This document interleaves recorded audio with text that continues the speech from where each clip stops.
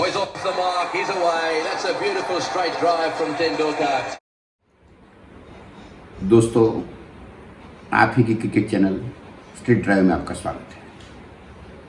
जैसा कि आप जानते हैं कि श्रीलंका और भारत के बीच जो वनडे सीरीज चल रहा था वो कल खत्म हुआ और सीरीज तो इंडिया ने पहले से ही सील कर ली थी।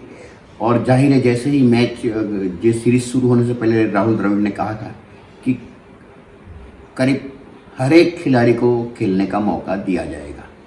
तो वो सीरीज़ जब दूसरी वनडे हुई थी और वो जीतने के बाद सीरीज़ को सील करने के बाद ये बिल्कुल तय था कि बेंच पे बैठे हुए खिलाड़ी को वनडे में डेब्यू करने का मौका मिलेगा और मिला भी और बहुत बेहतर प्रदर्शन किया भी। ऐसा नहीं है कि हमारी टीम बिना लड़े ही कल हार गई, लड़ाई ज़बरदस्त हुई। अगर कुछ फैक्टर रह गया था जो जीत और हार के बीच में जो कुछ अंतर था तो वो कहना पड़ेगा कि भारतीय की फील्डिंग और दूसरा आखिरी 6 विकेट सिर्फ 46 रन में भारत ने फेंक दी। अगर वो इतना अच्छा स्टार्ट मिला था और पृथ्वी शॉ ज़्यादातर अच्छा ही स्टार्ट देते हैं, आपको रन रेट की चिंता से बिल्कुल मुक्त करा देते हैं, फिर आपको सिंगल डबल निकाल के ओकेजनली बाउंड्री लगा के रन रेट को मेंटेन करना होता है। तो वो कुछ काम नए खिलाड़ी कर नहीं पाए और जिसके ऊपर भारत बहुत आशा करता है वो हार्दिक पांड्या भी कल जब जिम्मेदारी से खेलना था, कल वो जानते थे कि ज़्यादातर नए खिलाड़ी है, उनको अपना रोल अदा करना था, फिर एक बार विफल हुए और निराश किया भी, ना सिर्फ बैटिंग में बल्कि बॉलिंग में भी।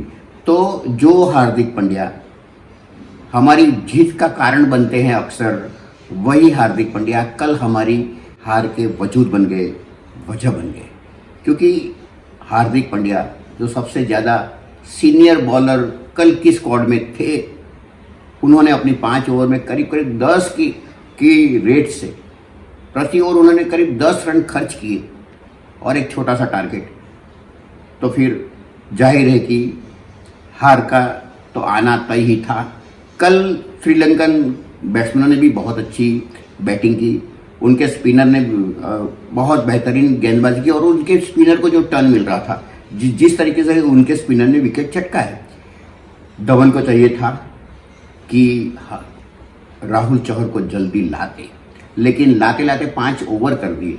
तब तक ये बैट्समैन सेट हो गए थे और पिछली मैच से वो बल्लेबाजी सीख गए थे कि ये इंडियन है, कभी भी हमारे हाथ से विजय को छीन लेते हैं। तो बड़ी सब्र के साथ वो खेले, लेकिन जिस तरीके से राहुल चहर को टर्न मिल रहा था, उनको उसके बाद फिर ब्रेक करने की ज़रूरत नहीं थी और उनको कंटिन्यू रखना था।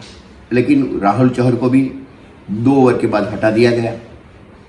जब आपको पता चल गया था कि ये पिच स्पिनरों को यारी दे रहा है और हमारे बॉलर जो मीडियम पेसर जो मार खाने के अलावा कुछ ज़्यादा शुरू में नहीं कर पाए थे, वही नवदीप सैनी ने पिछली जो बैटिंग चाहे थोड़ा 15-20 रन जोड़ के दे दिए, लेकिन जहाँ तक उनकी बॉलिंग का सवाल है, अपने आप में बड़े ही क्वेश्चन मार्क्स है। एक गेंद के अलावा उनकी गेंद कभी भी बैट्समैन को परेशान करती हुई नहीं दिखी। हालांकि उनको पूरा ओवर का कोटा दिया भी नहीं गया क्योंकि उनके वो लायक उनकी गेंदबाजी थी भी नहीं।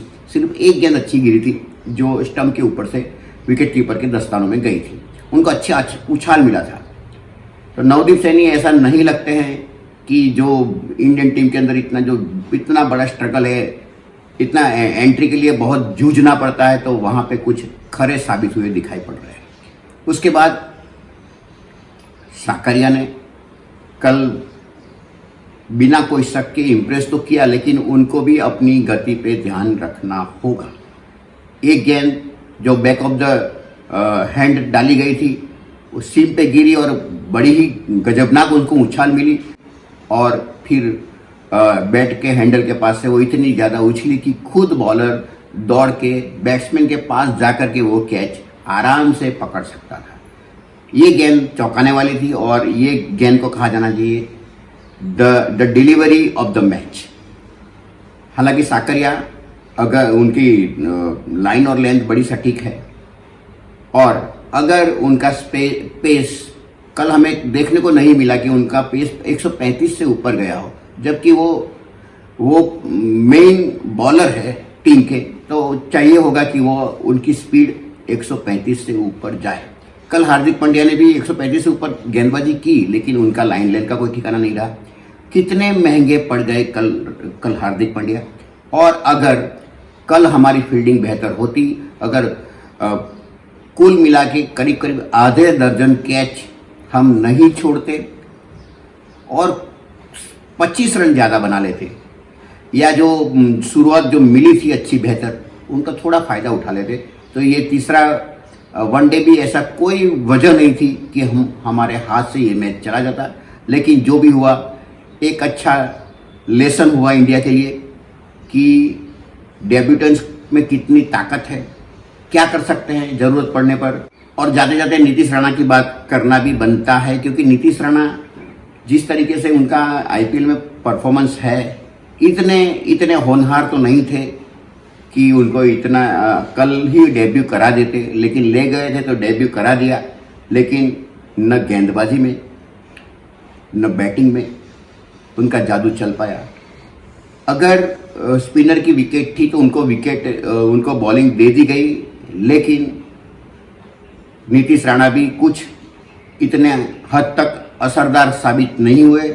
और ये जो नए 5 डेब्यूटेंट लिए गए, हो सकता है कि किसी को ये निर्णय नहीं जचे, लेकिन जो हालात थे, जो पोजीशन हुई थी, जो 2 विजयी भी आए थे, उनको बायो बबल का भी पीरियड चल रहा था और सबको आजमाना भी जरूर था। राहुल द्रविड़ ने भी कुछ कह दिया था पहले से। तो इन सब को हालात को देखते हुए कल 5 डेब्यूटेंट ने खेला, और ऐसा मौका बहुत कम मिलता है। 1980 में शायद गावस्कर कप्तान थे और संदीप पाटिल, कीर्ति आज़ाद, रॉजर बिन्नी, श्रीनिवासन जैसे कई खिलाड़ी को एक साथ मौका दिया गया था। उसके बाद ये इतने साल गुजर जाने के बाद ऐसा मौका फिर भारतीय क्रिकेट टीम के लिए आया है। और वो ए टीम थी, आज ये बी टीम थी। तो बी टीम को सी टीम के साथ, जैसे बी टीम को सी टीम जैसा बना दिया। और श्रीलंका की टीम जो पहले से ही फाइट बैक करना जानती है, संघर्ष करना जानती है, पाकिस्तान को पाकिस्तान में हरा के आई हुई ये टीम है, उनके साथ हमने जो नए खिलाड़ी को मौका देने का जो प्रयास किया, वो कह सकते हैं कि थोड़ा बहुत महंगा पड़ गया। इसके साथ मैं इस शो को समाप्त करता हूं। अगर आपसे गुजारिश है कि अगर आपने ये हमारा चैनल सब्सक्राइब नहीं किया हो तो किए और अपने दोस्तों के साथ शेयर कीजिए।